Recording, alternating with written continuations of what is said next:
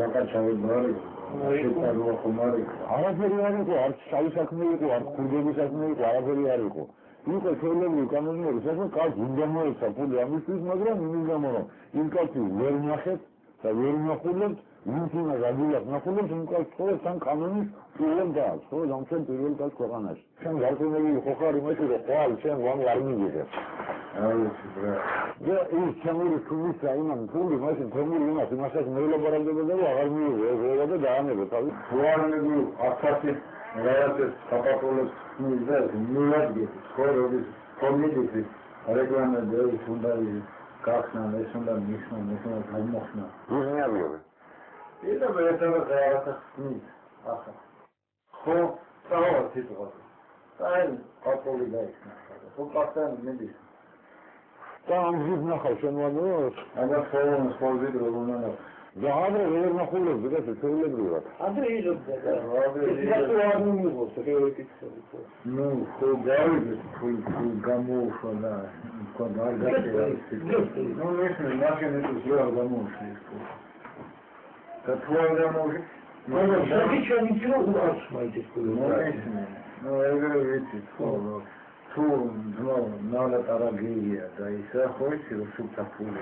შეგვახორდა ახლა ეგრე დაუძახე მამია თანაბერაზე საერთოდ მოიყვანა ახლა და ჩვენ შენ დასწრებით და ელაპარაკებით შენ ხო სულთა ხარ პროსა გვაწყობია მექანე თუ სიმართლე ეს ის რო ხო ეს ფული შენია ყველა საქმის პუშე ეს ხოიდა შენ საერთოდ და ჩვენ წამოვიდა დამთავრდა. მამია სანადირების მოყვანა არის მაგისტრაზე პასუხის გაცემა. იმის გარკვევა ვინ არიან სინამდვილეში შუამავლების შეუძლებელი აღმოჩნდა. სავარაუდოდ ამას გამოძიება დაადგენ, რადგან რეპორტაჟის ეთერში გასვლის შემდეგ საქმეში უკვე გამოძიება უნდა ჩაერთოს. იმ შემთხვევაში თუ მასობრივი ინფორმაციის საშუალებით გავრცელდა ინფორმაცია, რომ კონკრეტულ მოხდა რაიმე დანაშაული ან სავარაუდოდ კონკრეტულმა პირმა ჩაიდინა რაიმე სახის დანაშაული, ამ შემთხვევაში გამომძიებელი ვალდებულია თავის კომპეტენციის ფარგლებში დაიწყოს წინასწარი გამოძიება, რის შესახებაც უნდა შეატყობინოს პროკურატურას. კომენტარი ჩვენ იმერეთის ყოფილ გუბერნატორს და პოლიტიკური მოძრაობა წინ საქართველოს ლიდერს თემურ შაშიაშვილს ვთხოვეთ. თავის დროზე თემურ შაშიაშვილი ყველაზე აქტიური იყო იმ სახელმწიფო მოხელეებს შორის, ვინც კანონიერი ქურდების წინააღმდეგ საჯარო განცხადებებს აკეთებდა. ამბობს, რომ კანონიერი ქურდების ფუნქციები დღეს ხელისუფლებამ შეითავსა და ამბავით, რომელიც ჩვენ მას მოვუყევით, დიდად არ აკვირვებს. ქურდის ფუნქცია აიღეს ხელისუფლების წარმომადგენლებმა. დღეს ვინც ყველაზე მეტად უნდა ებრძოდეს ქურდებს, ვანო ვერავიშვილი არის პირველი ქურდი ქვეყანაში. გავა დრო და გარკვეული წლების შემდეგ რომელსაც ბევრი იტყვის, მაგრამ დღეს ამის თქმა ეშინია ძალიან ბევრს. იცის შინაგანად, მაგრამ ეშინია. მე ეჭვი არ მეპარება იმაში, რომ დღეს ასე მძიმე გარჩევებში მონაწილეობას იღებენ ხელისუფლების ოჯახის წარმომადგენლები. ადრე საუბარი იყო იმაზე, რომ თქვათ აი ვიღაც ცხოვრობდა კარგად და სააკაშვილი აფრიალებდა სურათებს. დღეს ნებისმიერი მინისტრი ცხოვრობს გაცილებით უკეთესად, ვიდრე ვის სურათებსაც აფრიალებდნენ მაშინ. რომ 30 მილიონზეა ლაპარაკი, გაიხ ნებისმიერი ფირმა, რომელიც თქვათ დღეს ოდნავ ფეხზე დგას პრეზიდენტთან და მის ოჯახთან და მერაბიშვილთან არის დაკავშირებული. ეს არის ამიტომ 30 მილიონი ამათვის არაფერი არ არის. რაცა ბუჩუკური ფულს ჯერ კიდევ ელოდება. მისი ბრალდებებით იურისტებს თუ დავუჯერებთ, ორშაბათიდან უკვე პროკურატურა უნდა დაინტერესდეს. წილების გადაროწილების კიდევ ერთი ამჯერად გახმაურებული ისტორია. კადრი პატარკაციშვილის ბიზნეს პარტნიორი ალაპარაკდა და დაადასტურა ის, რაზეც დღემდე მხოლოდ არაოფიციალურად საუბრობდნენ. რობიჯაუშვილი აღიარებს, რომ იმედის აქციები მათ ძალოვანების ზეწოლის შედეგად დაათმობინეს. გავა, რომელშიც ხელისუფლების სახელი უკვე ოფიციალურად ჩნდება. გიორგი მოლოდინი მოგითხრობთ.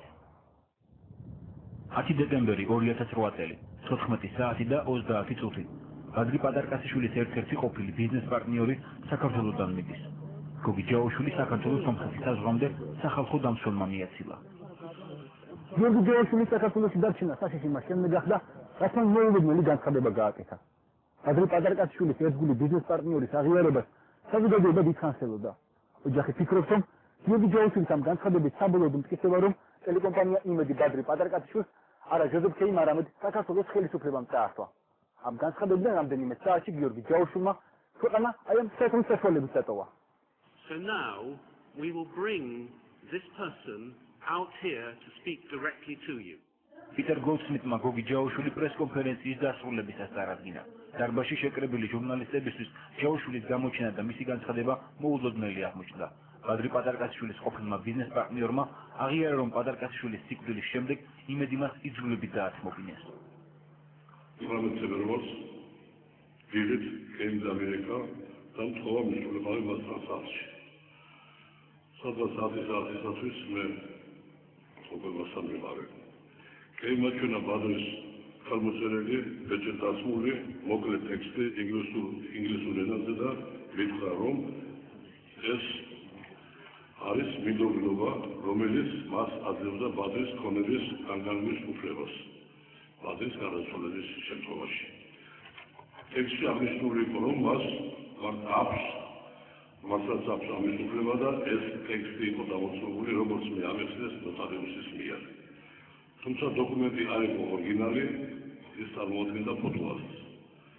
კეიმ მითხრა, რომ მას დღეს შეხვედრა აქვს ქვეყნის ხელმძღვანელობასთან და ამისათვის სჭირდება, რომ ტელეკომპანია იმედი სასწრაფოდ იყოს მასზე გადაფორმებული.